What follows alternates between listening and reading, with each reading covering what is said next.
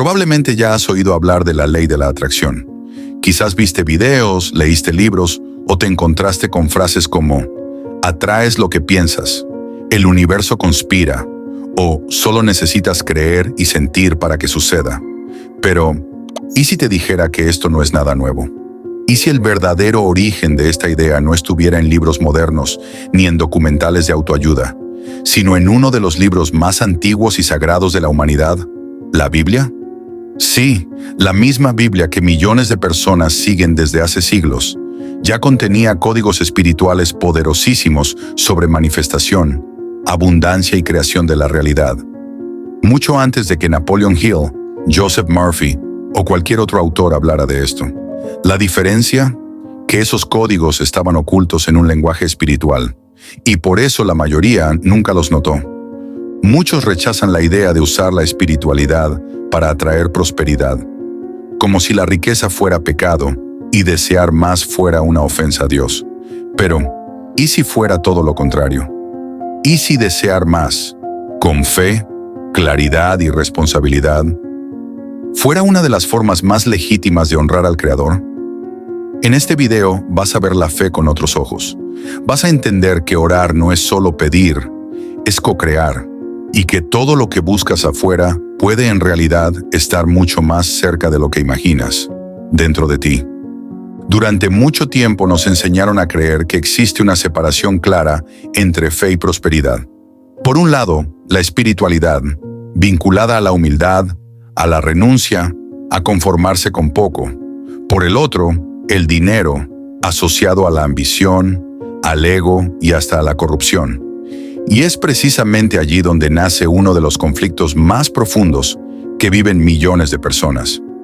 ¿Cómo desear una vida mejor, más abundante, más cómoda, sin sentir culpa? ¿Cómo crecer financieramente sin parecer que estás traicionando tu fe? ¿Cuántas veces escuchaste o incluso repetiste frases como «es mejor ser pobre pero honesto» o «el dinero es la raíz de todos los males»? Y lo más curioso es que la mayoría de las veces, esas frases fueron enseñadas sin una lectura profunda, sin contexto, sin entender lo que realmente se está diciendo en las Escrituras. La verdad es que muchas personas sufren por interpretar mal un principio espiritual legítimo. Personas que oran con miedo, que piden con culpa, que trabajan con el freno puesto, como si crecer fuera un error, como si Dios no aprobara la prosperidad. ¿Y si ese sentimiento de culpa no viniera de Dios, sino de la cultura? ¿Y si en realidad fuera más conveniente para el sistema mantener a las personas creyendo que riqueza y espiritualidad no combinan? Porque las personas prósperas piensan diferente, rompen patrones, y quizás por eso a tantos les enseñaron a no cuestionar, no buscar, no prosperar. El problema es que la fe, vivida desde el miedo, se vuelve estéril. Y la escasez, cuando se acepta como voluntad de Dios, se transforma en prisión espiritual. Ahora tal vez es hora de abrir los ojos, porque lo que estás a punto de descubrir puede poner de cabeza todo lo que creías sobre la fe y el dinero. Llegado a este punto, tal vez te estés preguntando, ¿y qué tiene que ver la Biblia con Napoleon Hill o con esa ley de la atracción? La respuesta es más de lo que imaginas. Napoleon Hill, autor del clásico Piense y hágase rico, estudió durante más de 25 años a los hombres más exitosos de su tiempo. Quería descubrir cuál era el patrón oculto entre ellos, y lo que encontró no fue solo estrategia, planificación o esfuerzo, fue algo mucho más profundo. Todos ellos, sin excepción, usaban la fe como herramienta de creación. Visualizaban, sentían, actuaban con convicción incluso antes de ver cualquier evidencia en el mundo real. Y lo más interesante es que Hill no se limitaba a la lógica. Hablaba de una inteligencia infinita, de un subconsciente creador, del poder de la repetición mental, del deseo ardiente, de la fe inquebrantable. Para él todo comenzaba en la mente, pero se manifestaba en la realidad. Ahora miremos esto con una mirada espiritual. Cuando Hill habla de visualizar con intensidad, la Biblia dice, la fe es la certeza de lo que se espera, la convicción de lo que no se ve. Cuando él enseña a usar afirmaciones positivas, Jesús dice, si crees, verás la gloria de Dios. Cuando Hill habla de actuar como si ya hubieras recibido, Jesús enseña: todo lo que pidan en oración, crean que lo recibirán y se les concederá. La diferencia está solo en el vocabulario. Hill usaba el término mentalidad creadora. La Biblia lo llama fe viva. Hill hablaba de vibración emocional dominante. Las Escrituras hablan de oración ferviente. Estamos hablando de la misma estructura, descrita en tiempos, lenguas y contextos distintos. La verdad es que los códigos espirituales siempre estuvieron allí. Pero como decía Jesús, el que tenga oídos, que oiga. Solo que no todos estaban listos para escuchar. Y tal vez sea justamente por eso que tantos aún no han comprendido que la Biblia, leída con los ojos correctos, es uno de los mayores manuales de manifestación que existe. Y ahora es hora de probarlo. Ahora que ya entendiste la conexión entre los principios de la ley de la atracción y el lenguaje espiritual, llegó el momento de abrir las Escrituras con una nueva mirada. Vamos a leer pasajes que quizás ya conocías, pero que ahora con esta nueva perspectiva revelan un poder completamente diferente. Comencemos con Mateo 21:22. Todo lo que pidan en oración, creyendo, lo recibirán. No es una promesa vaga, es una instrucción directa. La clave está en el verbo creyendo. Jesús no dice pide y espera con miedo. Dice pide, cree y recibe. Eso es exactamente lo que Napoleon Hill llama fe emocionalizada. Un estado de certeza anticipada. La oración verdadera, según la Biblia, no es una súplica vacilante. Es una afirmación cargada de confianza. Otro pasaje poderoso es Proverbios 23:7. Tal como piensa en su corazón, así es él. Fíjate bien, no se trata solo de lo que piensas superficialmente, sino de lo que crees profundamente, en lo más íntimo. Tu corazón moldea tu identidad. Si crees que naciste para sufrir, adivina qué, tu vida reflejará eso. Pero si crees que eres heredero de la abundancia divina, todo empieza a cambiar. Es el pensamiento convertido en identidad y la identidad moldeando la realidad.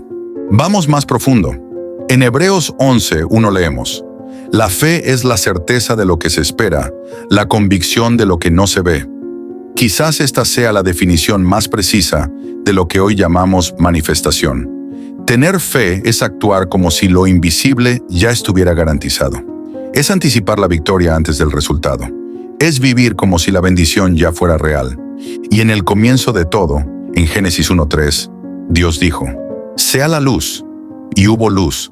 La creación comenzó con una palabra, pero antes de la palabra hubo intención, deseo, propósito. Dios visualizó, verbalizó y manifestó. Eso nos muestra que la palabra, cuando está alineada con la fe, tiene poder creativo. Cuando declaras con convicción, no solo estás hablando al viento, estás emitiendo una frecuencia espiritual que empieza a mover lo invisible. Por último, Juan 14:13.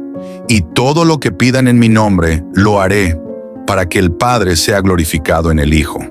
¿Qué está enseñando Jesús aquí? Que cuando tu pedido está alineado con el propósito divino, se realiza. El problema es que la mayoría pide con miedo, pide con desesperación y no con alineación. Estos pasajes no son metáforas místicas, son llaves espirituales codificadas. Y cuando entiendes cómo usarlas, la oración deja de ser un ritual y se convierte en una tecnología espiritual de transformación. Con todo esto claro, surge una pregunta inevitable.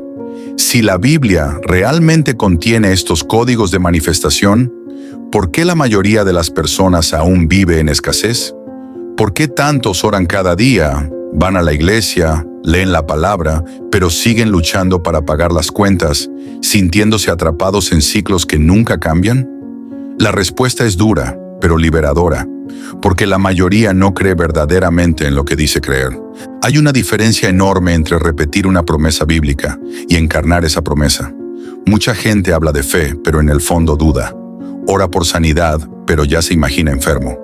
Pide prosperidad, pero teme al dinero. Clama por abundancia, pero se siente indigno de recibirla. Y es exactamente ese conflicto interno lo que bloquea la manifestación. No es que Dios no escuche, es que la petición nace del corazón con miedo, duda y culpa, y eso anula la vibración creadora de la fe. Otro bloqueo muy común es la forma en que nos enseñaron a ver el dinero, como algo peligroso, sucio, mundano. Desde pequeños escuchamos que los ricos son codiciosos, que Jesús fue pobre, que es más fácil que un camello pase por el ojo de una aguja. Pero esas interpretaciones, fuera de contexto, generaron creencias limitantes espirituales que sabotean cualquier intento de crecimiento. ¿El resultado? Un ejército de personas buenas, honestas, llenas de fe, pero viviendo vidas financieras miserables. No por falta de oración, sino por falta de comprensión. La manifestación no ocurre solo por lo que dices, sino por lo que crees con todo tu ser. Y mientras no exista ese alineamiento, la realidad externa seguirá siendo el reflejo de tu conflicto interno.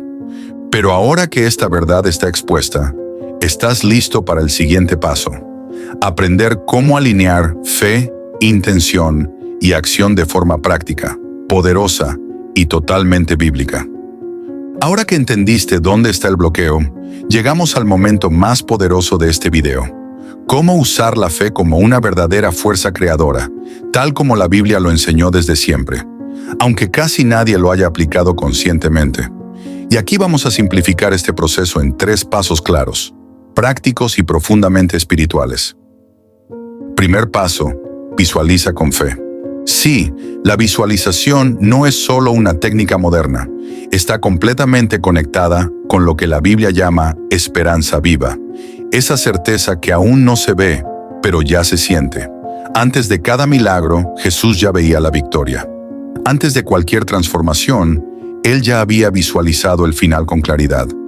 Haz lo mismo. Cuando ores, cierra los ojos y mírate viviendo la realidad que deseas. No ores como un mendigo espiritual. Ora como un heredero. Segundo paso: ora con autoridad. La mayoría de las personas ora pidiendo con miedo, como si Dios fuera difícil de convencer. Pero Jesús enseñó lo contrario. Todo lo que ates en la tierra será atado en el cielo. Eso es autoridad espiritual. Cuando oras declarando, afirmando, confiando, manifiestas el poder creador de la palabra. El mismo poder de Génesis 1, donde Dios dijo, hágase y se hizo. Tu voz alineada con tu fe no es solo sonido, es una frecuencia espiritual de creación. Tercer paso: actúa con convicción. La fe sin obras está muerta. Eso lo dice la carta de Santiago. Es decir, no basta con sentir, declarar, visualizar. Tienes que actuar como alguien que ya ha recibido, como quien camina hacia la promesa y no hacia la duda. Cuando caminas con convicción, el universo, o mejor dicho, el reino, responde. Las puertas se abren porque tú ya estás dentro del flujo de la fe. Este proceso es simple, pero no es automático. Requiere repetición, entrega y alineamiento. No se trata de una fórmula mágica, sino de un reposicionamiento de tu mente y de tu espíritu ante la vida. Y cuando eso sucede, dejas de orar con miedo y comienzas a manifestar con fe. Dejas de suplicar por un cambio y empiezas a co-crear con Dios. No porque Él te deba algo, sino porque Él te llamó a eso. Prosperar con propósito es un acto de obediencia. Y vivir en escasez por culpa no es humildad, es ignorancia espiritual. Si llegaste hasta aquí, es porque algo dentro de ti ya lo sabía. Tal vez de forma intuitiva, quizás como una voz suave que te susurraba desde hace años. Hay algo más, hay otro camino. Y ahora esa verdad finalmente tomó forma en palabras. Lo que antes parecía demasiado místico o demasiado espiritual, ahora tiene sentido. La Biblia nunca estuvo en guerra con la prosperidad.